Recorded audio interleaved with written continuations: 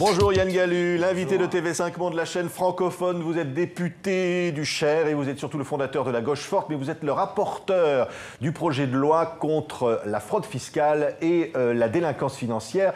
Et vous avez donc voté hier à l'Assemblée nationale, en première lecture, en dernière lecture même plutôt, la loi qui va enfin nous faire récupérer des milliards. C'est l'objectif, c'est le but.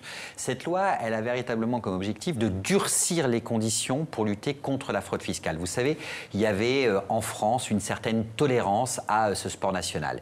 Et avec les derniers événements qui ont traversé notre pays, avec le scandale Cahuzac, avec le départ de Gérard Depardieu, il y a eu une prise de conscience que nous devions lutter avec efficacité. Il fallait l'affaire Cahuzac pour en arriver là. Il fallait que Jérôme Cahuzac fasse son mea culpa. Malheureusement, il fallait cet événement pour qu'on prennent conscience du phénomène. Vous savez, quand vous continuez à dire aux gens que la fraude fiscale, ça représente entre 40 et 80 milliards d'euros par an qui manquent au budget de l'État, eh bien les gens tombent de la chaise et se disent qu'il faut lutter avec efficacité contre cette fraude fiscale. Au moment où on demande un effort à tous nos concitoyens, au moment où on récupère un pays où le trou du budget est énorme, où on est malheureusement obligé d'augmenter les impôts et de faire une réduction des dépenses publiques, eh bien lutter contre cette fraude fiscale qui représente le budget de l'éducation nationale. C'est ce qui part à l'étranger. C'est 40 à 80 milliards. C'est pas de l'argent, c'est de l'argent qui s'en va frauduleusement, qui va peut-être en Suisse, par exemple, vous allez nous le dire. Mais c'est pas forcément ce qu'on pourrait récupérer sur cette somme. Ça, c'est ce qu'on appelle l'assiette. Quand on parle de 40 à 80 milliards d'euros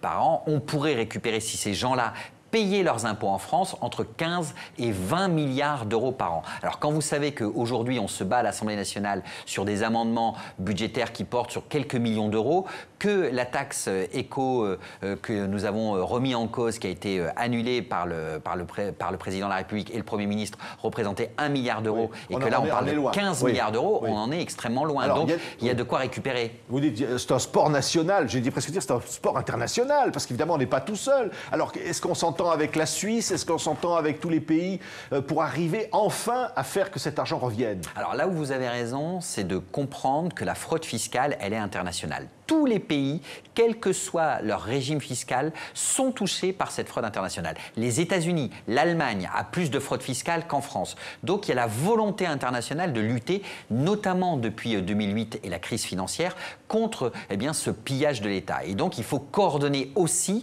nos actions au niveau européen. C'est ce que nous faisons sous la direction de Pierre Moscovici, qui a proposé la mise en place d'une loi européenne à partir du 1er janvier 2015 pour imposer par exemple à la Suisse de nous transmettre les données des Français qui ont des comptes en Suisse. Et alors la Suisse répond favorablement? Alors oui, la Suisse répond favorablement d'abord parce que ça leur a été imposé par les États-Unis qui ont été extrêmement violents à l'encontre de la Suisse. Et depuis ces dernières semaines, il y a un changement de paradigme en Suisse et aujourd'hui, les banques suisses écrivent aux clients français pour leur dire vous devez me fournir une attestation comme quoi vous êtes en conformité avec le fisc français. Oui, parce qu'évidemment les gens veulent payer moins parce que là, lorsque la loi sera promulguée, on s'attend à ce que les amendes soient plus fortes.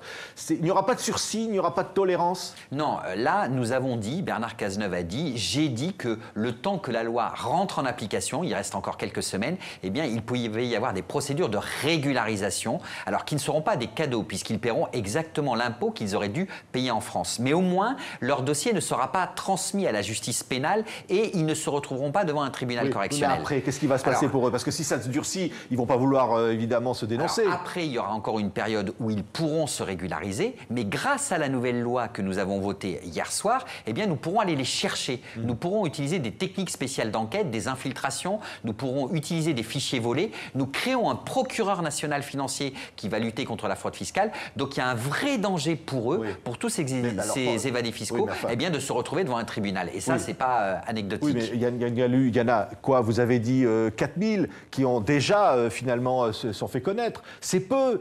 Ils sont bien plus nombreux en réalité. Oui, vous avez raison. Mais vous savez, on sait tous, en discutant et en s'interrogeant sur la fraude fiscale, que c'est un combat de longue haleine. Nous n'allons pas résoudre cette question-là dans les mois qui viennent. Donc, nous sommes partis pour longtemps. Mais là, nous nous sommes donné les instruments pour aller les chercher, pour les attraper et pour les faire payer. Et puis, la fraude fiscale, ce n'est pas que les particuliers.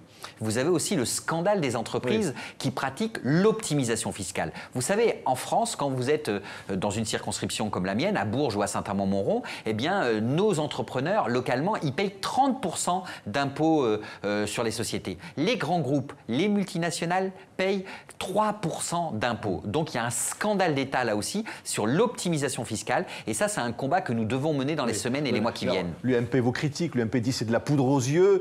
C'est vrai, vous allez récupérer 2 milliards apparemment, alors que vous dites vous-même il y a 20 milliards à récupérer. C'est très peu. Alors, 2 milliards cette année. Mais nous souhaitons que cette lutte contre l'évasion fiscale puisse monter en puissance et que dans les années qui viennent, eh bien, nous récupérions plusieurs milliards d'euros. Et nous nous coordonnons pour ça aussi avec les pays européens. Donc, c'est un combat qui est mené non seulement en France contre l'évasion fiscale, mais les Allemands font la même chose, les Anglais font la même chose, les Américains font la même chose. Et donc, il y a cette volonté véritablement d'avoir les outils juridiques pour le faire. Alors, les exilés fiscaux, il y en a un qui était très célèbre, c'est évidemment Gérard Depardieu. Vous aviez dit vous-même, Yann Gallu, il faut leur supprimer à ces exilés fiscaux la nationalité française. Vous auriez voulu enlever la nationalité française à Gérard Depardieu. C'était pour lancer le débat, c'était pour attirer l'attention sur ce scandale. Mais attention, Gérard Depardieu n'est pas un évadé fiscal, c'est un exilé fiscal. Autant vous avez le droit de vous installer dans un autre pays, comme en Suisse ou ailleurs, ce que Gérard Depardieu a fait est légal, mais est-ce que c'est moral? Ça, c'est une autre question. En revanche, le vrai combat, c'est quoi? C'est ceux qui, eh bien, tout simplement, planquent leur argent en Suisse, au Luxembourg ou dans les paradis fiscaux. Et là, c'est illégal, c'est un délit pénal, et ceux-là doivent être sanctionnés et poursuivis. Vous les appelez des repentis fiscaux, vous les considérez comme de véritables criminels. Mais oui, parce que ces mots ne sont pas trop forts quand même, non, Yann Gallu. parce qu'ils ont planqué dans des comptes en Suisse, au Luxembourg ou ailleurs des centaines de milliers d'euros, et c'est une infraction pénale, vous savez. Des centaines de milliers voire plus. de millions d'euros. Hein, donc c'est une infraction pénale, et maintenant avec la nouvelle législation que nous avons mis en œuvre, là ils encourent jusqu'à 7 ans de prison et 2 millions d'euros d'amende. Je vais vous montrer une photo, Yann Gallu, vous vous en souvenez, ce beau baiser que vous aviez donné à notre député, c'était il y a quelques mois pour faire la promotion du mariage pour tous. Hein, ça a fait du buzz, hein, cette photo, c'est vous là. Hein. Et alors maintenant, hier, il y a eu le premier divorce d'un mariage gay. Ça vous déçoit? Non, ça veut dire que de ce qu'on disait depuis toujours, c'est-à-dire que eh bien, les couples homosexuels doivent avoir les mêmes droits, les mêmes devoirs et vont pouvoir divorcer comme un couple normal. Vous savez, moi j'ai assisté à un mariage d'un couple homosexuel, c'est exactement la même chose, la même ambiance qu'un couple hétérosexuel. Merci Yann Gallu, le député sur la piste des évadés fiscaux, la bête noire de tous ceux qui s'en vont avec leur argent. Merci d'avoir été notre invité.